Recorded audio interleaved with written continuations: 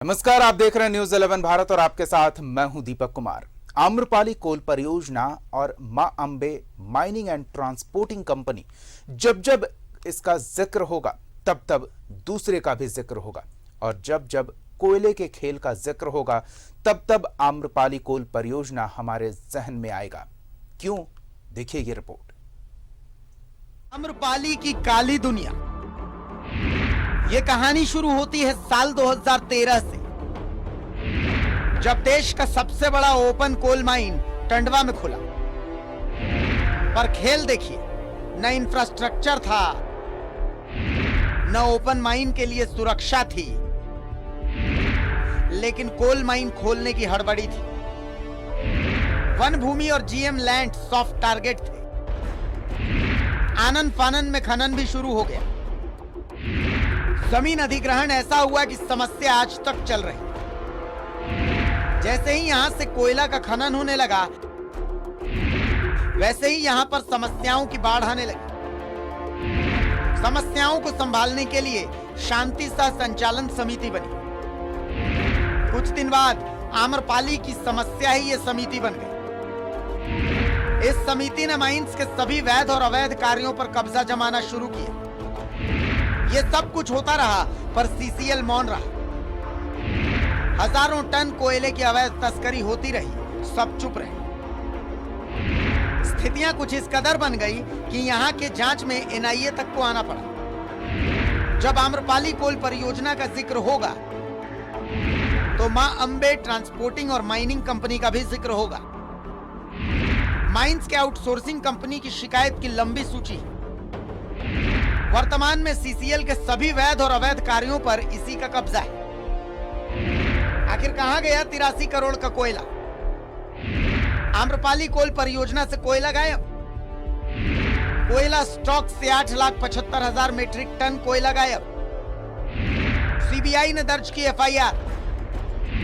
ACB के पास दर्ज हुई एफआईआर। सीसीएल को 83 करोड़ 63,64,471 रुपए का घाटा। इसका जवाबदेह कौन? इस मामले में सीसीएल के कई अधिकारियों पर एफआईआर दर्ज हुई है। मेसर्स एमपीएल, एमआईपीएल, जीसीएल कोलकाता के सभी निदेशक, मेसर्स एमपीएल, एमआईपीएल, जीसीएल, जेबी कोलकाता के ऊपर मामला दर्ज। अब खेल देखिए, विनेश शिवजी ढोलू और दीपेंद्र नाथ मुखर्जी हैं आरोपित कंपनी के डायरेक्टर, और अंबे माइनिंग प्राइवेट लिमिटेड के भी डायरेक्टर हैं दीपेंद्र नाथ मुखर्जी। तो कोयला गायब होने का ये खेल क्या है? कोयले के इस खेल में कौन सफेद पोश है? कोयले की काली किसके किसके मुंह पर पुती है? 15 रुपए प्रति टन का ये खेल क्या है? Bureau report, news 11 Bharat. तो आम्रपाली की ये काली दुनिया बिना रोक टोक के सालों तक यहां से गोरख धंधा होता रहा। हमारे सहयोगी संजय इस मामले में और अधिक जानकारी के साथ जुड़ रहे हैं। कैसे ये खेल चलता रहा, किस तरह से जनहित के उपयोग में आने वाले झारखंड के खनिज संपदा की लूट होती रही, ये जानेंगे अपने सहयोगी संजय से। संजय, जानना चाहेंगे इस आम्रपाली के काली दुनिया के बारे में। देखिए दीपक जी, मगध आम्रपाली जो है 2013 में इसकी शुरुआत हुई थी, और जो कोलबरी क्षेत्र खुला था उसमें कोई भी खुलने से पहले जो है सीसीएल की तरफ से या सरकार की तरफ से कोई उस तरह का प्रस्ताव नहीं आया था कि यहाँ किस तरह से काम किया जाएगा। जल्दबाजी में काम शुरू हुआ, और सबसे पहले जो है वहाँ के जो भूरैती और विस्थापित जो थे उनके जमीन को कुछ लिया गया, कुछ फॉरेस्ट के जमीन को लिया गया। और फॉरेस्ट में वहाँ जो देखिए अभी सरकार की ओर से जिस तरह से चल रहा है पर्यावरण बचाने का, लेकिन उस समय ना पर्यावरण का चिंता किसी को था, सीसीएल को ना किसी को था। और कम से कम नहीं भी तो कई एकड़ों में जो पौधे लगा हुआ था, पूरा पौधा को नष्ट कर दिया गया। उसके बाद जो है अभी देखिए फिलहाल जो है वो रहती जो वहाँ का जो विस्थापित है उनको मुआवजा के लिए वो दर दर का ठोकर खा रहे हैं, लेकिन कोई भी देखने वाला नहीं है। ना यहाँ का विधायक देखने वाले हैं, ना यहाँ का सांसद देखने वाले हैं, ना वहाँ का जो नेता लोग हैं उन लोग देखने वाले हैं। तो जिसको लेकर के यहाँ का विस्थापित को भी जो सपना इन लोग का था मन में कि यहाँ जब कोयला का यहाँ स्टार्ट होगा तो हम लोग को रोजगार मिलेगा, लेकिन रोजगार भी आज तक नहीं मिला उन लोग। और रोजगार के बदला उन लोग को हमेशा वहां पर ही पुलिस का डंडा मिलता है। तो इस तरह कहा जा सकता है कि जो उसका सपना था वहां के लोगों का, वो सपना भी साकार नहीं हुआ और अपना जमीन दे करके और उन लोग आज लाठी खाने पर मजबूर हो गया है। और जिस तरह से अब बताया जा रहा है कि जिस तरह से लूटा गया है, इससे पहले तो यहाँ पर एक समिति बनाया गया था। उस समिति के माध्यम से जो है काम वहां देखा जा रहा था कि वहां के जो विस्थापित है, प्रभावित है, उन लोग को इनके माध्यम से जो भी पैसा मिलेगा उससे इन लोगों को घर तक पहुंचाया जाएगा। यानी कि अब FIR दर्ज हुआ तो अब कुछ उम्मीद बंधी है कि जिस खनिज के नाम पर, जिस खनिज पर और जिस खनिज से मिलने वाले पैसे पर झारखंड वासियों का हक था, झारखंड के लोगों के लिए उससे जुड़ी जनहित की योजनाएं संचालित की जाती, उस खनिज की लूट की गई और उस खनिज की वजह से लोगों के प्राकृतिक हक पर डाका डाला गया।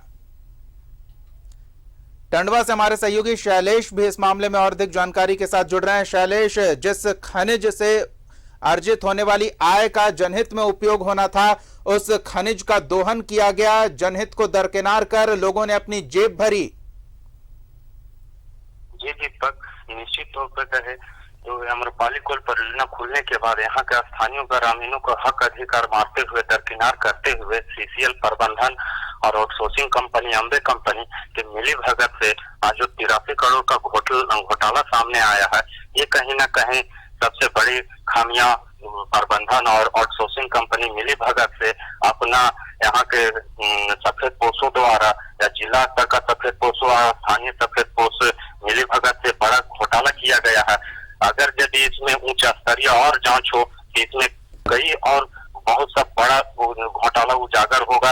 यहाँ का जितना स्थानीय सफेद पोष या जिला का सफेद पोष है या कोई यूनियन का नेता हो, सभी आम्रपाली कोल परियोजना ने अपना लिफ्टिंग का दुकानदारी लोडर चलवाने के चक्कर में स्थानीय लोगों को, रैयत लोग को हक अधिकार दरकिनार करके कितना बार आंदोलन किया स्थानीय रैयत लोग किया, लेकिन किसी का आंदोलन पूर्ति नहीं हुआ, रोजगार नहीं मिला। सभी आम्रपाली कोल परियोजना में आउटसोर्सिंग कंपनी अम्बे और लक्ष्मी के यहाँ पिलोडर और लोडर दे के अपना दुकानदारी चलवाने में मग्न थे, जिसका कारण आज कंपनी और CCL प्रबंधन बेलगाम हो चुका था, जिसके कारण इतना बड़ा घोटाला आज ACB ने मामला दर्ज किया है। जी, अब FIR हुई है, अब कुछ उम्मीद बंधी है कि जिन लोगों ने लूटा था उनसे पैसे वापस लिए जाएंगे, उन पर कार्रवाई होगी। स्थानीय रैयत लोग का उम्मीद जगी है कि हम लोग का इतना बार आंदोलन किए, यहाँ का सफेद पोष, यहाँ का सांसद विधायक हम लोग का आंदोलन स्तर पर नए समर्थन किया, सब अपना दुकानदारी चलाने में मग्न है। जब आज इतने बड़े CBI ने दर्ज की है FIR, तो स्थानीय लोगों का चेहरा खिल उठा है और स्थानीय लोगों CBI के धन्यवाद दे रहे हैं, आभार जता रहे हैं कि अब हम लोग का स्थानीय स्तर पर रोजगार मुहैया होगा और जो बड़का टाका डालने वाला चोर बैठे थे उनका शिकंजा CBI जांच कसेगी। जी, धन्यवाद शैलेश इन तमाम अपडेट्स के लिए। तो राजधानी से हमारे सहयोगी अंजनी जुड़ रहे हैं, हम सीधे उनका रुख करेंगे और इसी मुद्दे पर जानेंगे कि क्या झारखंड की खनिज संपदा की लूट करने में जो लोग अब तक जुटे हुए थे उन पर FIR तो दर्ज हुआ है। अब उम्मीद बंधी है कि जिन जनहित को दरकिनार कर खनिज संपदा की लूट हुई है वो जनहित अब प्रभावी होंगे, वो आगे रखे जाएंगे और लुटेरों से वसूला जाएगा, उन्हें उसकी सजा दी जाएगी। अंजनी, देखिए दीपक, जिस तरह से आम्रपाली प्रोजेक्ट का जो मामला सामने आया है और ये कहीं ना कहीं हम कह सकते हैं कि जो राज्य की जो संपत्ति है उसकी लूट हुई है, उसका दोहन हुआ है और इसमें जो है लोअर लेवल से लेकर जो हायर लेवल मतलब हायर अधिकारी जो रहे हैं तमाम लोगों की जो है एक मिली भगत रही है। देखिए आम्रपाली की शुरुआत जो है 2013 में हुई थी और उसके बाद यदि लगातार देखेंगे तो कहीं ना कहीं कई मामले जो है लगातार जुड़ते गए हैं। कभी टेरर फंडिंग के मामले सामने आते हैं और कभी ये आता है कि 83 करोड़ का जो है वो कोयला गायब हो गया। तो कहीं ना कहीं जो कोयले का जो उत्पादन हो रहा है, कोयला जो निकाला जा रहा है और उससे किस तरह से पैसे की बंदर बांट हो रही है और कोयले की बंदर बांट हो रही है, और ऐसे में राज्य की जो संपत्ति है उस पर कहीं ना कहीं हमें लगता है कि दोहन हो रहा।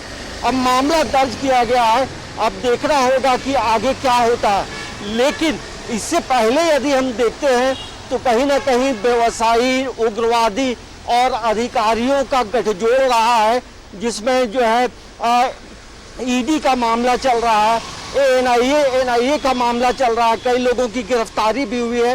तो आम्रपाली प्रोजेक्ट जो है कहीं ना कहीं शुरुआत से ही विवादों में रहा है और उसमें कोई जो बड़े अधिकारी रहे हैं सीसीएल के, उन पे भी सवाल उठ रहे हैं।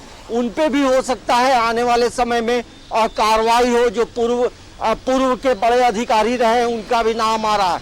तो ये पूरा मामला जो है कहीं ना कहीं पूरी तरह से रणनीति के तहत किया गया है ताकि किसी भी तरह की कोई परेशानी नहीं हो।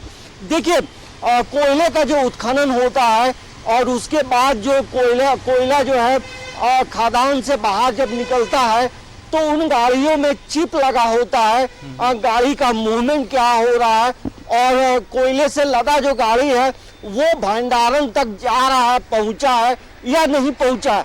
तो तमाम तरह के लोकेशन जो है चिप के माध्यम से मिलती है और ये लोकेशन के आधार पे तमाम चीजें तय होती हैं। तो आखिर ये 83 करोड़ का कोयला कहाँ गया?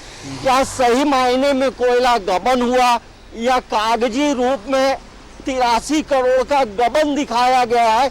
ये भी सवाल उठ रहे हैं।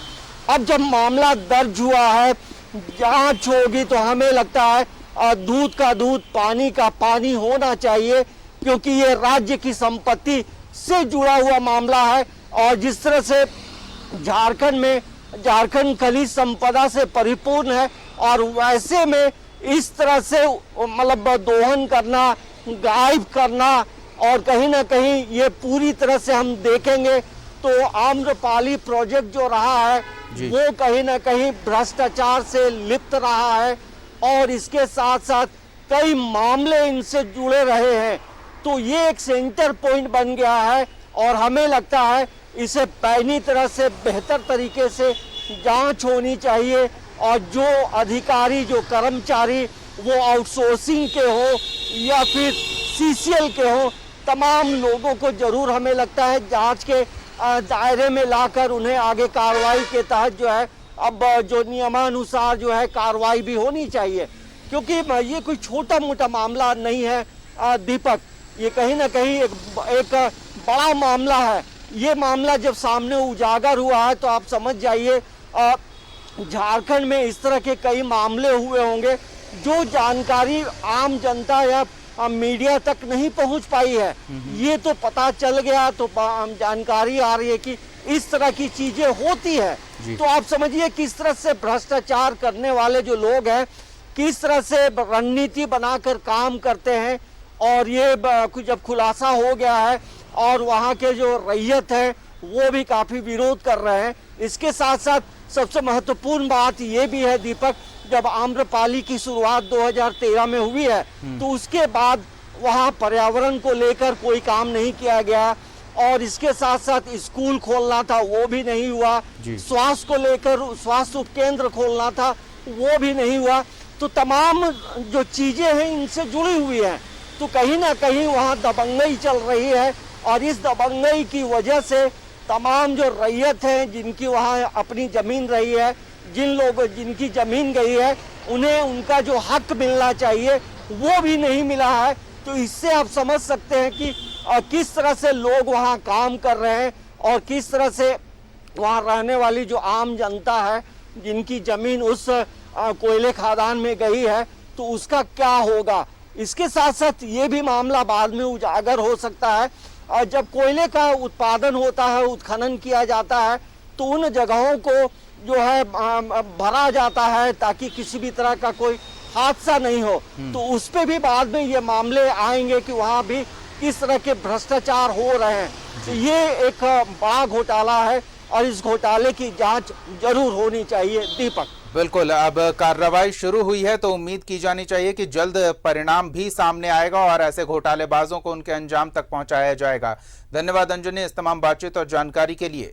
तो आम्रपाली की